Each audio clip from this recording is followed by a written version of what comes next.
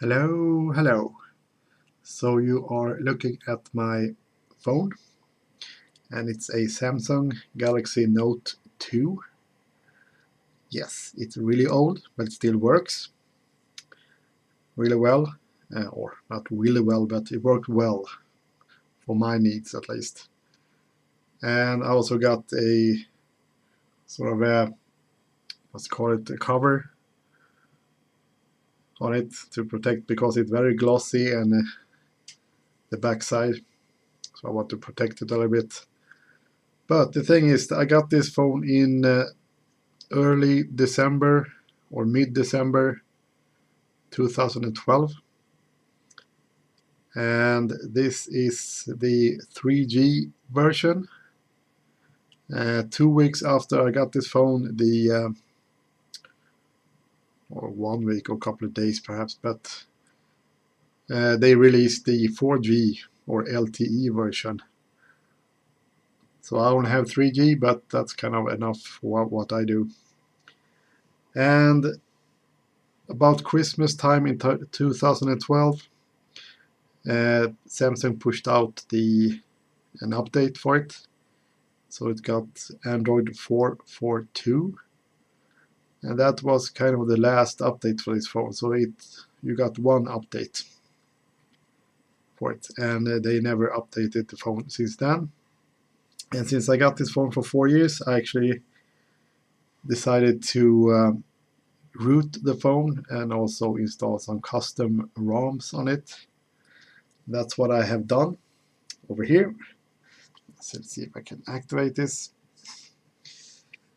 And you see, it's not really the custom Android thing here.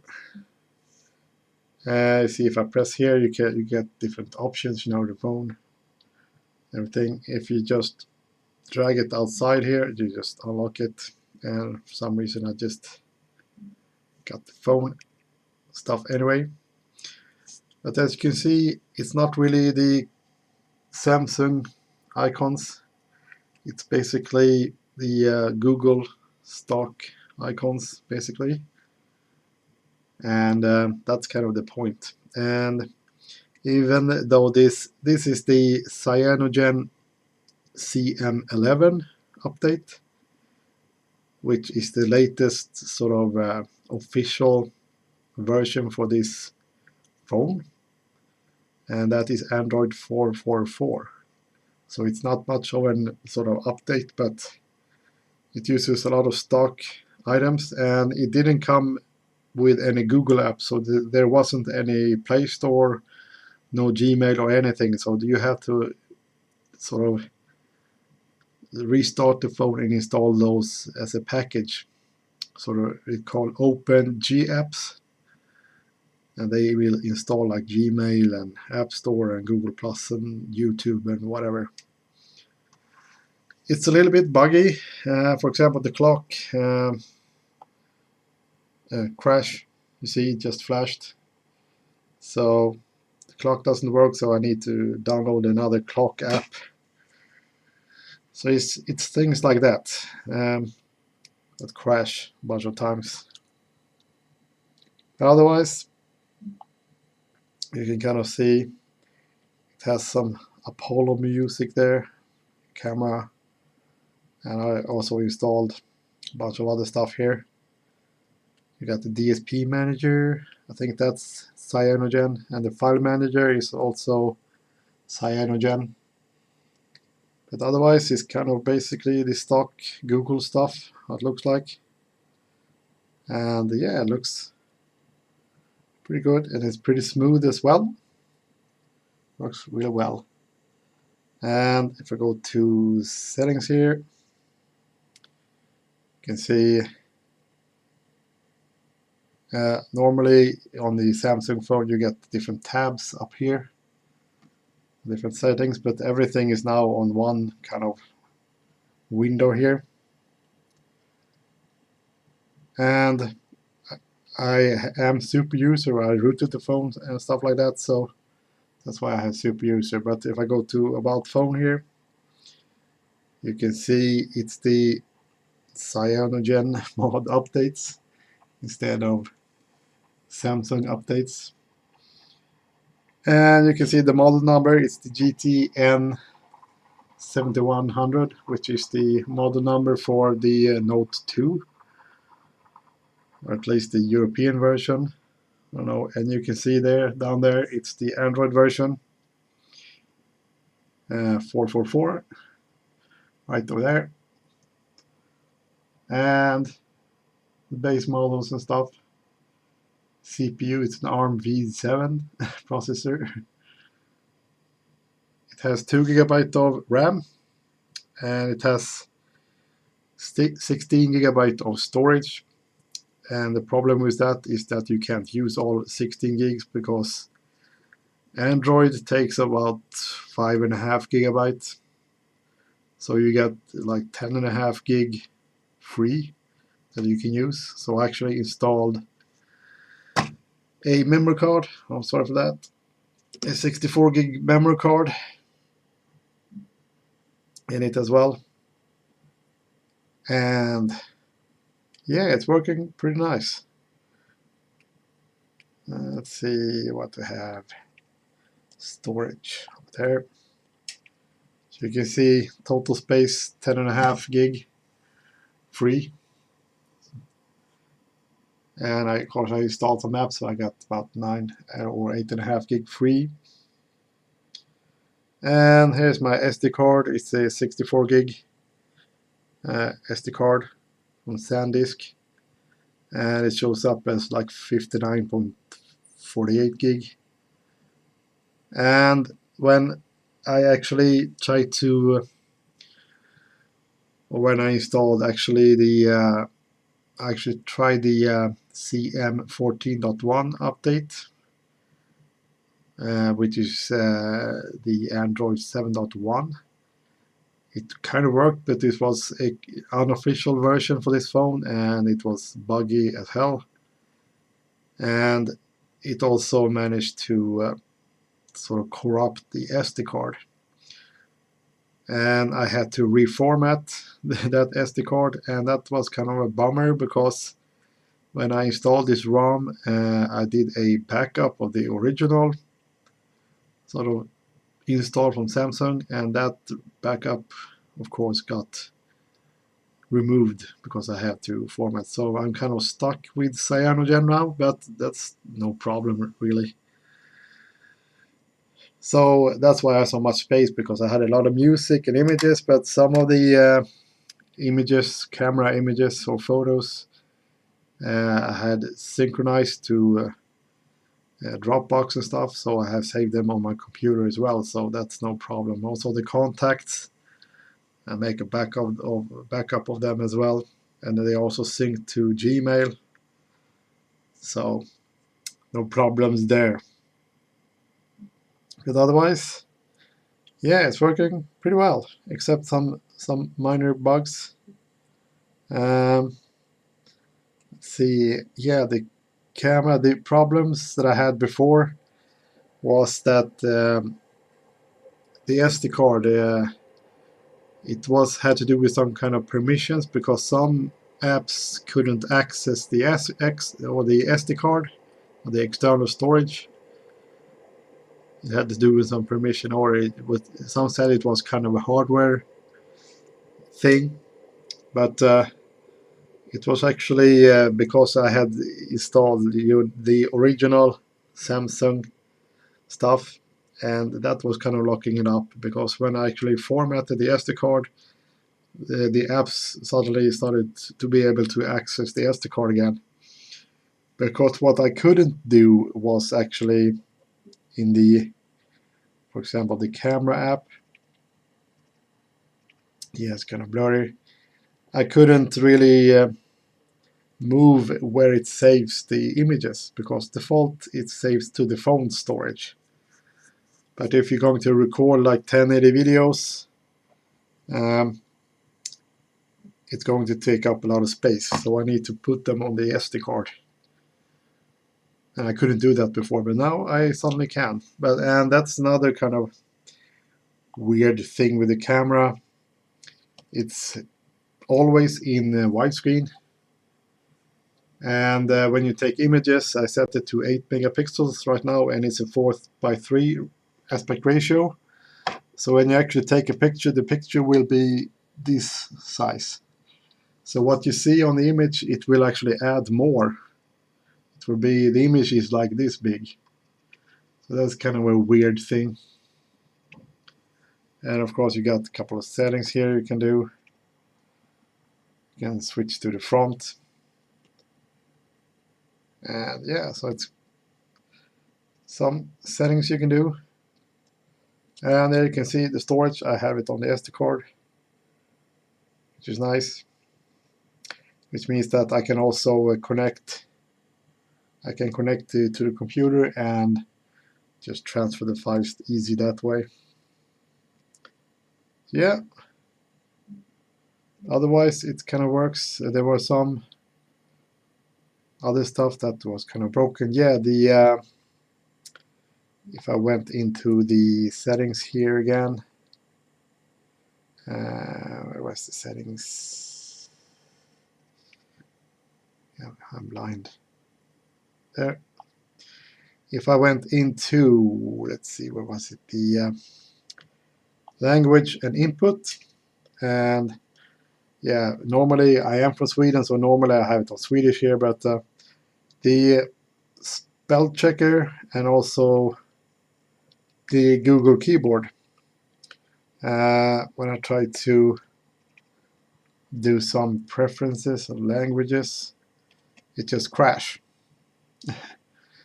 And it does this every time I do something. So what I did was actually to install Swift keyboard, because even though I set the keyboard to Swedish keyboard, I didn't get any special Swedish characters, so to speak. So that's why I actually install Swift keyboard, so that I get Swedish keyboard, so to speak. So that's kind of a bug. Every time I do some kind of weird spell checking and stuff, it just crashes. So there are minor bugs like that.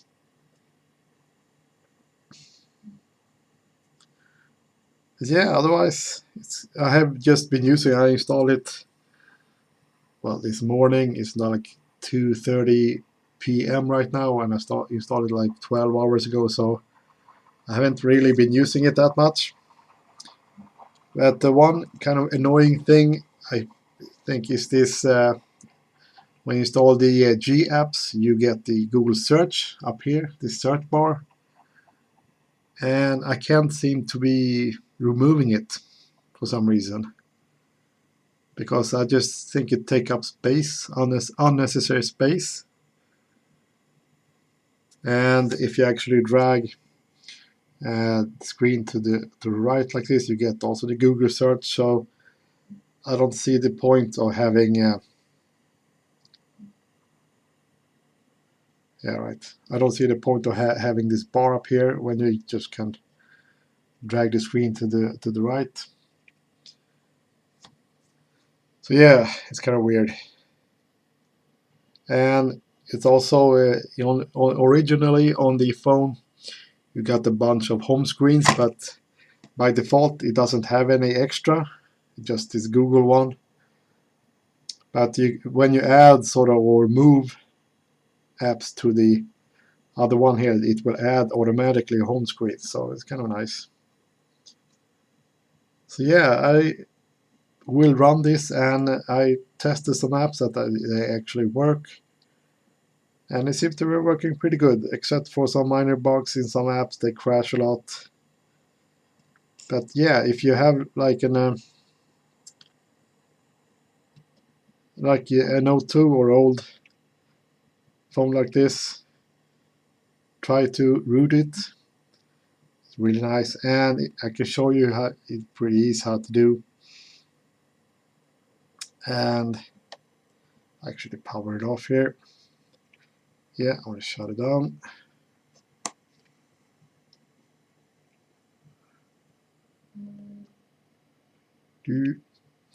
Let's see if I can actually do this. And what you need to do is to I got sort of a new bootloader, so to speak. Oops. and you need to hold down the volume up and the home button and then the power like this until you get this text, and you should be getting the new kind of thing here. That's the new thing, the Team Win, and this is how it looks like. So you can very easily install different ROMs in here, stuff like that. The first thing you kind of do is that you go to wipe, and I go to advanced wipe, and I select everything except for the micro SD card and USB OTG, and then you wipe the phone, and then you just go to install, and you can select storage and actually have the ROMs on the SD card. So you just select the micro SD card, and then I have them actually. This is the root of the SD card, so I have them in a folder called ROM. Go in there, and then you just select the ROM. So the CM11 is the Android. You can see that's the version of it nightly, and then you have the Open G apps, especially for Android 444. There are different versions of that as well, for different Android versions. So what I had to do was first I install the OS and then do all the settings for that, and then I install the OpenG apps. And after that, when that was done, I just clicked on reboot down here, and right now we're just going to power it off, but it will reboot. And if I will power it on,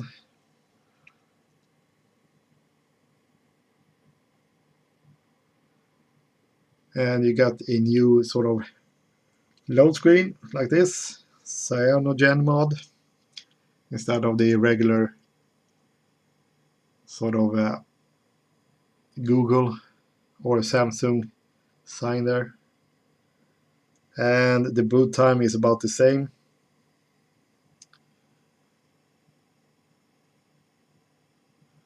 So yeah, it's kind of fun to play around with. So yeah, I'm going to keep this, and of course I'm not going to show you the pin code, so I just hide it over here.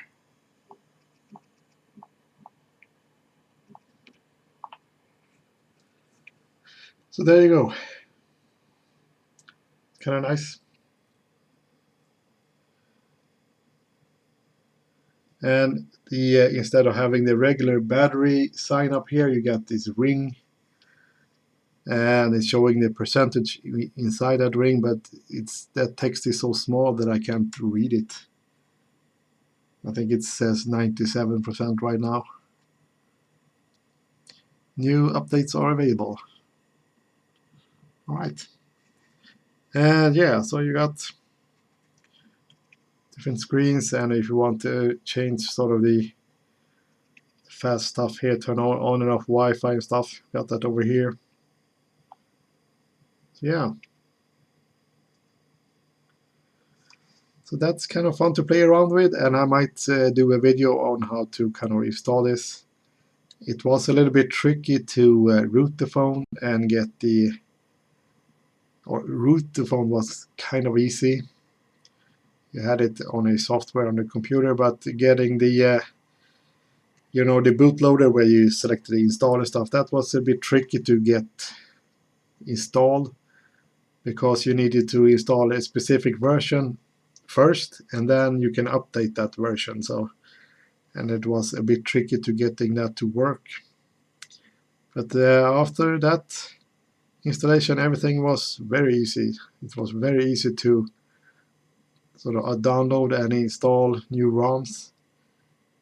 As you saw there, just download the ROM, put it on the SD card, and then just select it in the menu.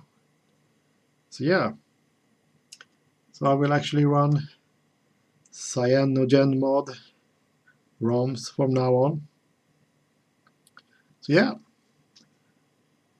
a long video about that, rambling a lot, but if you have any questions, or if I want to do what kind of videos I should do, just make a comment or whatever. So yeah, see you later.